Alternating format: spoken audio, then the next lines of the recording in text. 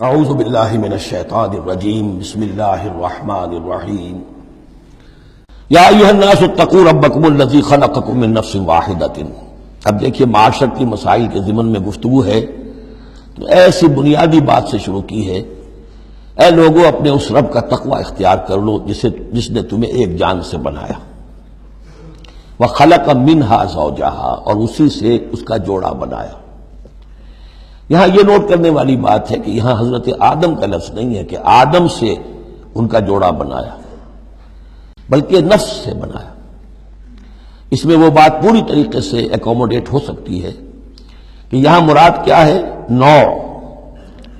نو ایک ہے، جن سے دو ہیں۔ بکرا بکری نو ایک ہے، جنس دو ہیں، ایک ہی نو سے، اسی نو سے تمہارا جوڑا بنایا۔ ہیومن بینگز ہومو سیپینز نو ایک ہے، اسپیشیز ایک ہے، لیکن اس کے اندر ہی سے وہ سیکشول ڈفرینسیشن جو ہوئی ہے اس کے حوالے سے جوڑا بنا ہے۔ یا ایھا الناس اتقوا ربکم الذی خلقکم من نفس واحدۃ وخلق منہا زوجہا وبث منہما، اب یہاں پر مراد ہیں وہی آدم اور حوا، ان دونوں سے پھیلا دیے زمین میں کثیر تعداد میں مرد اور عورت، رجالا کثیرا ونساء۔ یعنی اس تمدن انسانی کو اگر آپ ٹریس کریں گے، پیچھے لے جائیں گے، تو اس کی کامن ایک اس کی بگننگ ہے، ایک انسانی جوڑا آدم اور حوا۔ اس رشتے میں پوری نوع انسانی جو ہے رشتہ اخوت میں منسلک ہو جاتی ہے، اس لیول پر جا کر۔ ایک ہے سگے بہن بھائی، ایک ہے دادا دادی پر جا کر کزنز مل جائیں گے، پردادا پردادی پر جا کر اور ایک لمبا بس حلقہ ہو جائے گا۔ چلتے جائیے تو آدم و حوا کی نسل جو ہے وہ جا کر آخر بالآخر ایک پیرنٹس ہیں، ایک کپل ہے، آدم اور حوا۔ واتقوا اللہ الذی تساءلون بہ والارحام، اور اس دیکھیے ایک ہی آیت میں دوسری مرتبہ پھر تقوی کا حکم، اور تقوی اختیار کرو اس اللہ کا جس کا تم ایک دوسرے کو واسطہ دیتے ہو۔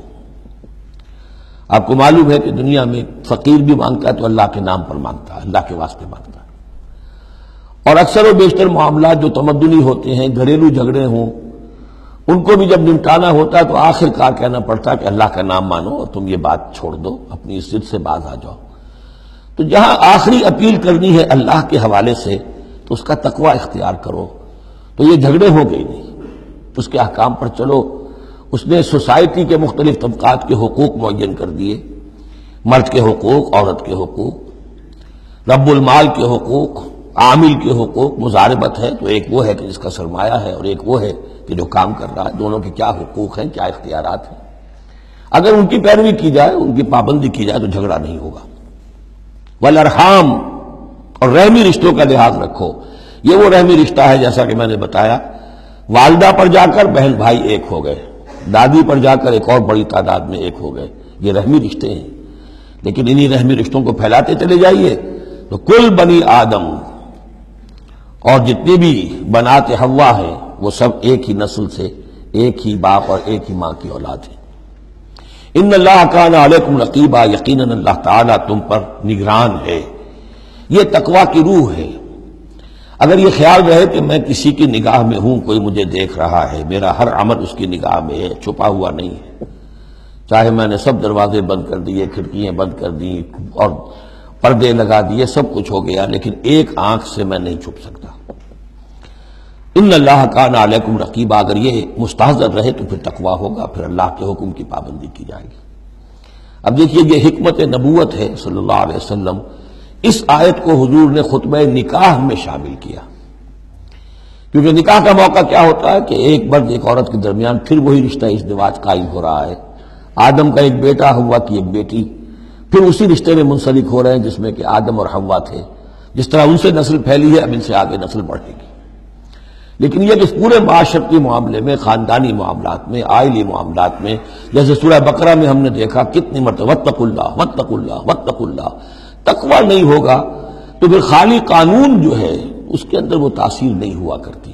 قانون کو تو تختہ مشق بھی بنایا جا سکتا ہے، ولا تتخذوا آیات اللہ ہزوا، اللہ کی آیات کا ٹھٹا ہی نہ بنا دو، کہ قانون کا تقاضا تو پورا ہو رہا ہے لیکن اس کی جو روح ہے وہ بالکل ختم ہو جاتی ہے۔ وآتوا الیتامی اموالہم، اور وہ جو دبے ہوئے طبقات ہیں ان میں سے یتیم ایک اہم طبقہ تھا، ان کے کوئی حقوق نہیں تھے، مال ان کے ہڑپ کر لیے جاتے تھے، کمزور تھے۔ وآتوا الیتامی اموالہم ولا تتبدلوا الخبیث بالطیب، ان کا مال جو ہے اس میں سے اچھا اچھا مال لے لیا، برا ان کو اپنا برا مال ان میں شامل کر دیا۔ انہیں کیا پتہ چلا؟ اگر اول تو یہ کہ ہڑپ ہی کر گئے، نہیں تو بہت متقی ہوئے تو چلیے تعداد پوری کر دی، لیکن یہ کہ ان کا جو اچھا مال تھا اپنے طرف لے لیا اور ردی مال ادھر لگا دیا۔ وَلَا تَأْكُلُوا أَمْوَالَهُمْ إِلَىٰ أَمْوَالِكُمْ، اور ان کے مال اپنے مالوں میں شامل کر کے ہڑپ نہ کرو۔ إِنَّهُ كَانَ حُوبًا كَبِيرًا، یقیناً یہ بہت بڑا گناہ، بہت بڑے بوال کی بات ہے۔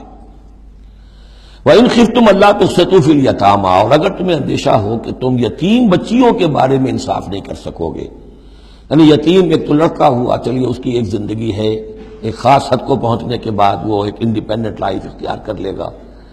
یتیم لڑکی کا معاملہ یہ ہوتا تھا کہ وہ یہ کہ کوئی ولی ہے، اس سے انہیں نکاح بھی کر لیا لڑکی سے تاکہ اس کا مال بھی قبضے میں آ جائے، اور چونکہ یتیم ہے اس کے پیچھے اس کے حقوق کی نگہداشت کرنے والا کوئی ہے ہی نہیں۔ اگر ماں باپ ہوں تو ظاہر بات ہے کہ پھر وہ بچی کے حقوق کے بارے میں بھی تو کچھ بات کر سکیں، لہذا جس طرح چاہیں اس پر ظلم کریں، ان کا کوئی پرسان حال نہیں۔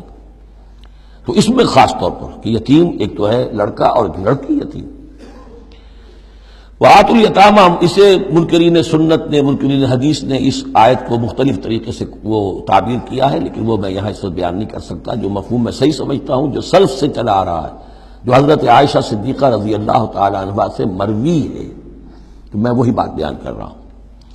یہاں جو ہے دوسری آیت میں، یہ تیسری آیت میں، وہ یتامہ سے مراد ہے یتیم بچیاں، یتیم خواتین۔ وَإِنْ خِفْتُمْ أَلَّا تُقْسِطُوا فِي الْيَتَامَىٰ فَانكِحُوا مَا طَابَ لَكُم مِّنَ النِّسَاءِ مَثْنَىٰ وَثُلَاثَ وَرُبَاعَ، تو پھر یہ ہے کہ تم ان یتیم بچیوں سے نکاح مت کرو، اور تمہیں جو پسند ہو، اگر ضرورت ہے دو دو تین تین چار چار کی حد تک تمہیں اجازت ہے، نکاح کر سکتے ہو۔ تعدد ازدواج کی یہی آیت قرآن مجید میں، لیکن یتیم بچیوں کے تم ولی بن کر کہیں اور ان کی شادی کرو تاکہ ان کے حقوق کے لیے پاسبان بن کر تم کھڑے ہو سکو، ورنہ یہ کہ تم نے انہیں اپنے گھروں میں ڈال لیا تو پھر ان کے حقوق کا کون ہوگا جو باز پرس کر سکے تم سے۔ فَإِنْ خِفْتُمْ أَلَّا تَعْدِلُوا، البتہ یہ جو ہم نے آزادی دی ہے دو دو تین تین چار چار، اس کی ایک شرط ہے، اور وہ یہ کہ اگر دو شادیاں ہیں، تین ہیں، چار ہیں، تو عدل ہو۔ وَإِنْ خِفْتُمْ أَلَّا تَعْدِلُوا، اگر تم ان میں برابری نہ کر سکو، یہ اندیشہ ہو، فَوَاحِدَةً، تو پھر ایک ہی شادی کرو، ایک ہی بیوی، اس سے زائد نہیں۔